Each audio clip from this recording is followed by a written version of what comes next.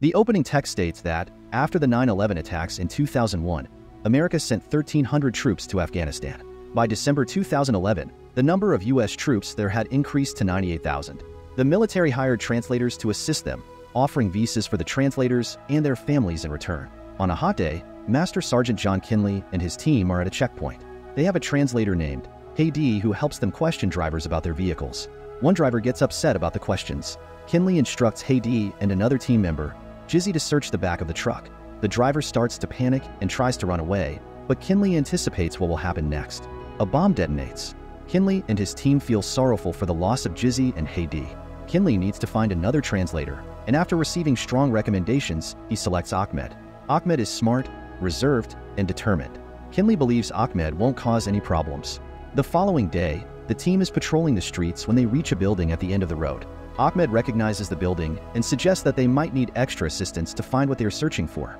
Despite Ahmed's warning, Kinley decides to proceed. A thin man opens the door hesitantly and allows the team inside. It turns out to be a hookah lounge, with unconscious people and hookah pipes scattered around. Kinley feels defeated as he sits on a chair. After this, the team leaves from there. Kinley expresses his frustration to his superior, Colonel Vokes. Vokes can't give his official okay for Kinley to go beyond the rules, but he also doesn't tell him not to. Sergeant O'Brady observes this conversation and helps Kinley by giving him a crucial piece of information, a name that could be the key to what Kinley wants to do next. Then the team confronts the man, who turns out to be a drug dealer. Instead of translating word for word, Ahmed engages in a conversation with him. Ahmed tries bribing him with money, but the man remains unmoved. He threatens Ahmed's family, saying he will harm them in front of him. Ahmed remains composed and tosses him more cash. Kinley does not like this move. Eventually, Ahmed persuades the man to cooperate with the team. The drug dealer reveals that the bombs are not being made in just one place. Instead, there are several locations where different parts of the job are done. After this, they return to the base. At the base, Kinley finds out that Ahmed decided to help U.S. military because the Taliban had killed his son. This news makes Kinley see Ahmed in a different light. Another day, the team is driving through the desert. They have been told that the Taliban might be making bombs in that area. Translators suggest they take a longer road because the usual one is ruined from the rain. Kinley agrees, and they start driving. Along the way, Ahmed asks Kinley to think again about the route.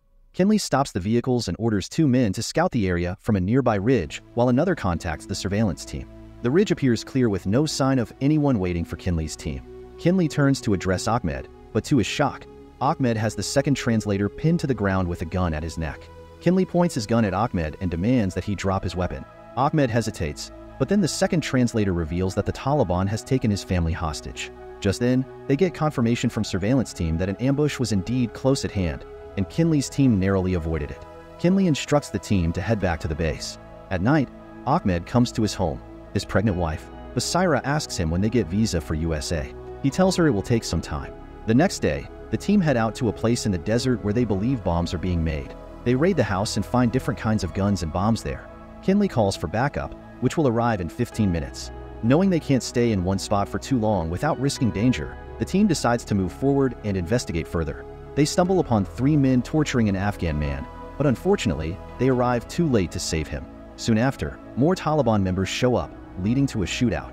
Kinley kills some of the Taliban, but the more Taliban shows up and they launch his grenade. Kinley narrowly escapes.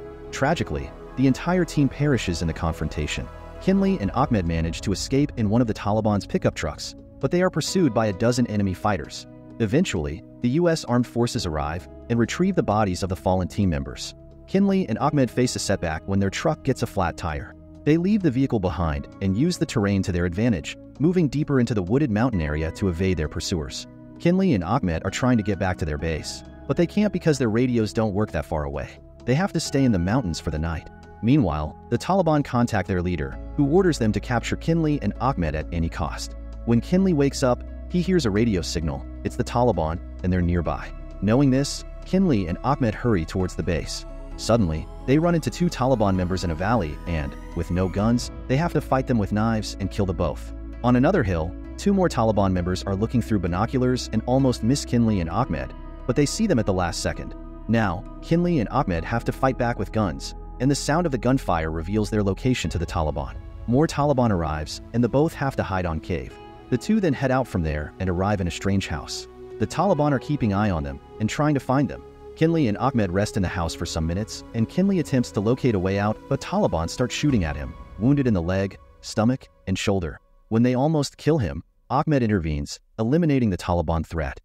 He then commandeers their vehicle, placing Kinley in the rear. Ahmed drives along the main roads until they are stopped by 3 Taliban members with vehicle troubles, who demand a ride. One joins Ahmed in the front, while the other 2 hop into the back with Kinley, who is hidden under blankets and rugs, as Ahmed portrays them as cargo haulers to avoid arousing suspicion. They must maintain this deception at all costs to ensure their safety. The 2 Taliban leaves from the distant, and they come across some group of men. Ahmed asks the old man to exchange his truck with wooden cart for essential supplies like medicine, food, and a 2-wheel wagon to aid in their journey. The old man agrees, and he starts the journey with Kinley in a cart. Ahmed faces immense difficulty pushing Kinley up the mountain in the wagon, a physically demanding task. He shields Kinley from the harsh sun with light blankets as they slowly make their way. At night, Kinley awakens in agony, and Ahmed does his best to provide comfort. The following day, Ahmed reaches a vantage point on the mountaintop from where he can see the base a few miles away. At a small roadside stand, Ahmed stops to buy some water. Suddenly, Taliban trucks arrive, and they start to get suspicious of him. One of them peeks under the blankets in Ahmed's cart and finds Kinley. Ahmed acts fast and manages to fight off the Taliban. Just then, the U.S. Armed Forces arrive. They don't know who Ahmed is, so they tell him to raise his hands and they handcuff him. Lying on the ground, Ahmed insists that they check his cart for Kinley. When a soldier does, he's surprised to find Kinley still alive. Kinley later regains consciousness in a hospital, drifting in and out of awareness. The next thing he knows, he's back home in Santa Clarita, California, cooking steaks for his family. But he can't shake off a deep sense of emptiness. After some days of rest, he regained consciousness and finds out that Ahmed and his families are in hiding because they haven't gotten their visas yet. Kinley tries to call anyone who might be able to help Ahmed, but he doesn't make any progress. Kinley is stuck in a loop of phone calls, constantly being placed on hold and having to repeat his plea for help. The weight drives him to drink.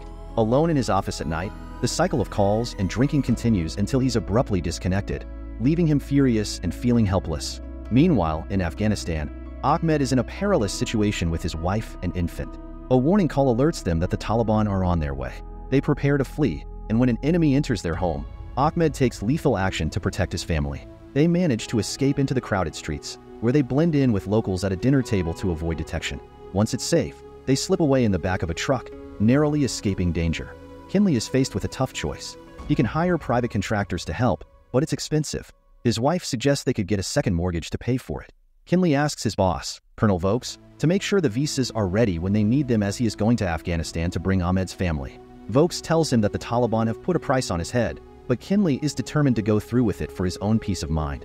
Saying farewell to his loved ones, Kinley heads back to Afghanistan under the name Ron K. When he arrives, he learns that there's been a delay because a UN official is visiting. This means his operation to get Ahmed and his family out has to wait.